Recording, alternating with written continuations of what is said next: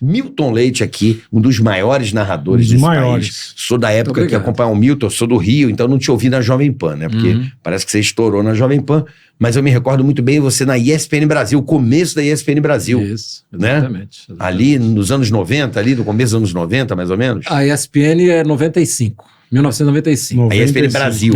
A ESPN Brasil, ela começa em junho ou julho de 1995, né? Porque até então era só a ESPN Internacional que você tinha aqui no Brasil. Eu comecei na ESPN em janeiro de 95, portanto 6 meses antes da Brasil entrar no ar, né? Então eu sou o pioneiro daquela Eu lembro muito bem dessa época de ouro aí do futebol e...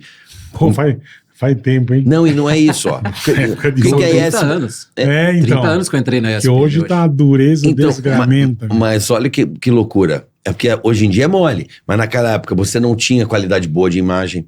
Então era TV a cabo. De som, de tudo. Número 1. Já era uma TV com uma imagem melhor. Né? Começou a ser melhor, Outra coisa, antigamente as pessoas não acham isso, mas antigamente você não conseguia ver jogo de futebol. Se não passasse na TV aberta, quando passava uma vez por semana. Se o jogo era local, você não assistia. Não. Você tinha que esperar o Januário de Oliveira ver o replay na TVE. No Rio, TVE aqui, eu não sei se passava na Cultura. Como chamava do Fantástico, a zebrinha lá? Gols do Fantástico e melhores momentos depois do Fantástico. Pra você ver alguma coisa do jogo. Tinha que ver aquilo, Aí a ESPN veio, junto com a Sport TV, mais ou menos, com os jogos, cara. Pra gente poder... Aquilo era sensacional. A gente ia pro boteco assistir, porque era onde os caras tinham aquelas... satélite, lembra disso aí, Bola? Lembro, eu tinha em casa. Tinha TVA, no caso vocês eram a TVA e depois aquela Santa Rita da... A primeira que eu assinei foi a ESPN Internacional, que era com uma anteninha. O cara ia em casa, mas só esse canal, não. Era a TV Abril. Eu só tinha esse canal, mais nenhum. A ESPN. Só ESPN. Eles tinham uns 4 canais na época. Eu só tinha um. Então, se você pensar historicamente, né? Não é tanto tempo assim. Então, né? Se você pegar... Começo dos anos 90, que é quando surge a TV a cabo no Brasil, até hoje, são 30 e poucos anos. Se você botar na história, é quase nada, né?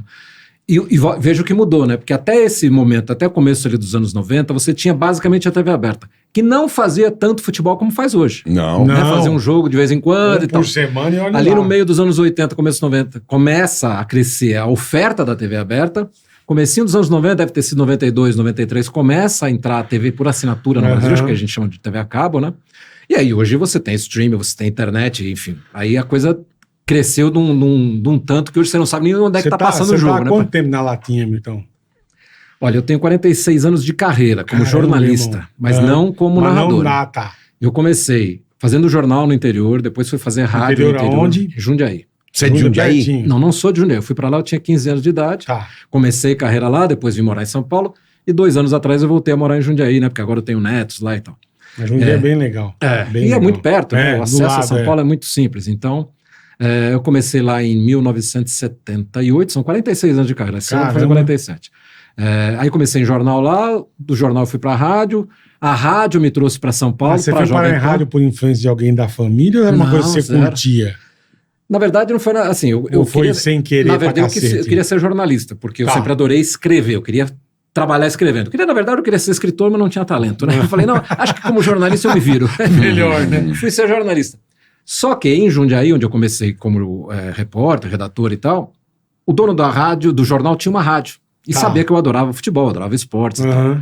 Acabou me levando pra rádio para ser repórter esportivo no time da Rádio Difusora de Jundiaí.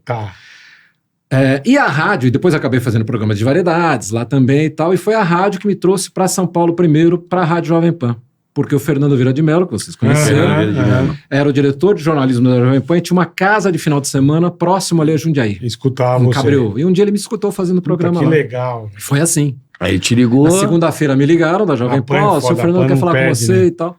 Eu vim para São Paulo, conversei com ele, já na semana seguinte eu já estava contratado e vim trabalhar na Jovem Pan, foram quase 9 anos de Jovem Pan, né, de Rádio Jovem Pan, onde eu não fazia esportes na rádio. Não fazia. Eu fazia um programa de variedades, né, o Show da Manhã, que até hoje tem lá, mas mudou de nome. Só que a TV Jovem Pan, a Rádio Jovem Pan naquele momento estava iniciando o projeto da TV Jovem Pan. Que hoje já nem existe mais como nome, né? Que era uma TV UHF. Eu lembro, passava os futsal da hora, na parabólica. Cansei de fazer futebol de salão lá. E aí o que aconteceu? O pessoal da rádio era utilizado na TV para fazer pilotos, testes, porque a TV ia entrar no ar, não sei o quê. Precisava de gente, né? E aí me levaram para lá e pro esporte, porque eles sabiam que eu era muito apaixonado por esportes, né? E foi assim que eu comecei, como apresentador de estúdio. Eu era o Fernando Vanucci da TV Jovem Pan. Antes do jogo eu ia fazer uma graça lá, apresentava o jogo. Só que um dia o narrador não vai, ficou sem voz e tal. Milton, não tem outro, vai você. E eu fui narrar, foi assim. Mas do nada você foi narrar? Do nada, do zero. Eu tava no estúdio da Jovem Pan na Barra Funda. Que pariu. Onde hoje é a TV Record. Onde é Record? Isso. Antigamente ali, um daqueles prédios, hoje a Record é gigante ali, mas um dos prédios era a TV Jovem Pan. É isso mesmo. E foi pro Pacaembu, eram Palmeiras e Portuguesa, que iam jogar e não tinha narrador. Eu fui lá pra narrar isso aí na TV Jovem Pan, que naquele ano transmitiu junto com a Globo o Campeonato Paulista. Narrei o jogo e na segunda-feira cedo eu chego na rádio, lá na Paulista, pra fazer o meu programa, o show da manhã que eu fazia todos os dias. Ó. Aí Sotuta me encontra no corredor. Você não é mais apresentador, não. Agora na TV Jovem Pan você é narrador. Que legal, e foi assim que eu virei narrador. Que loucura. Seu Tuta, então. Seu Tuta. Ele e o Fernando Vieira de Mello foram os responsáveis por eu ter virado narrador de televisão. Mas quando você acabou a narração, você falou, puta, mandei bem, ou você tava se cagando? Não, eu tava assustado, porque é uma coisa que você não fazia, eu nunca tinha feito. Eu já tinha narrado um pouquinho no interior em rádio, mas televisão completamente diferente, né? Eu até hoje em dia, quando eu tenho chance de ver algumas narrações que eu fiz naquela época, isso eu tô falando aqui de 90, 91, né? 35 anos atrás. Pois é. E eu pego e falo, cara, mas eu narrava como se fosse rádio, porque o meu aprendizado era de rádio. Sim. Eu sou de uma geração do rádio, né? Sim. Porque como eu disse aqui, até os anos 90 ali, você não tinha futebol na televisão, tanto esporte na televisão como você tem hoje, né? Então a minha memória afetiva era rádio. Então eu narrava como se fosse rádio. E depois é que eu fui pegando a manha de como é que a televisão é bem diferente, porque ela tem imagem, né? Você não precisa falar tudo que tá aparecendo. Né? Como dizia o saudoso Silvão, né? O pessoal tá vendo, porra, não precisa falar. Não precisa narrar pra cego. Você não tem que narrar pra cego, Cariocano. Presta atenção, bonitão. O pessoal tá vendo o jogo. Você mostra o que você não tá vendo. A gente tomar umas broncas do Silvão. Puta merda. Vai fazer um ano já que ele já se foi, Silvão. Puta merda.